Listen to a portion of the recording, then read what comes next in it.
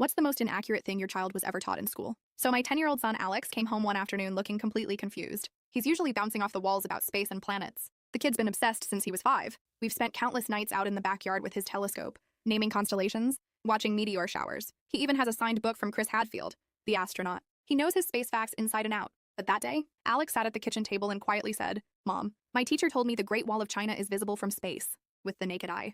I froze for a second. Because yeah, we've talked about that. It's one of the most common space myths. Astronauts, including Hadfield, have said over and over, you can't see the Great Wall without help from orbit. It's narrow, it blends in with the landscape. It's just not visible like people think. So, Alex had raised his hand in class and politely explained this to his history teacher, Mr. Peterson. He even mentioned Hadfield's book. And what did Mr. Peterson do? Shut him down.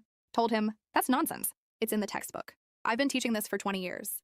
Your little astronaut book is wrong. Alex was crushed.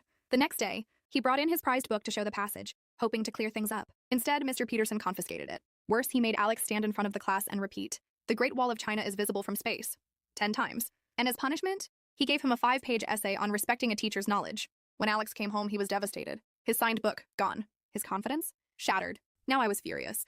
I emailed Mr. Peterson, politely explaining the actual facts, asking for the book back. His reply, I don't need space facts from a parent. The curriculum says it's visible, so that's what I teach. And the principal? She called it a minor factual dispute and didn't want to challenge a tenured teacher. Well, I wasn't about to let it go. See, one of my old college roommates works for NASA's education program. I told her what happened, and she was horrified. 3 days later, I walked into Alex's classroom with her. Dr. Sarah Chen, NASA education specialist. Mr. Peterson looked annoyed until I introduced her. Dr. Chen asked if she could speak to the class. And really, who's going to say no to NASA? She pulled up actual astronaut photos, videos, and quotes. She explained that contrary to popular belief, the Great Wall is extremely hard to see from space. Even astronauts need zoom lenses. What's actually visible? Cities at night, big dams, major farmland, but not the wall. One girl nervously raised her hand and said, but Mr. Peterson told us it's in the textbook. Dr. Chen smiled and explained how textbooks can have outdated information. Then she held up their book and showed the publication date, 1985. By now, Mr. Peterson was visibly squirming. Then came the best part. The principal walked in just as Dr. Chen mentioned Alex's confiscated book. The principal shot Mr. Peterson a sharp look, and you guessed it, he reluctantly pulled the book out of his desk. Alex's face lit up when Dr. Chen not only handed it back, but added her own signature next to Chris Hadfield's. And just when you thought it couldn't get better, she surprised the class by connecting to a live video call with an astronaut on the ISS who confirmed everything. The following week, the school announced a full curriculum review.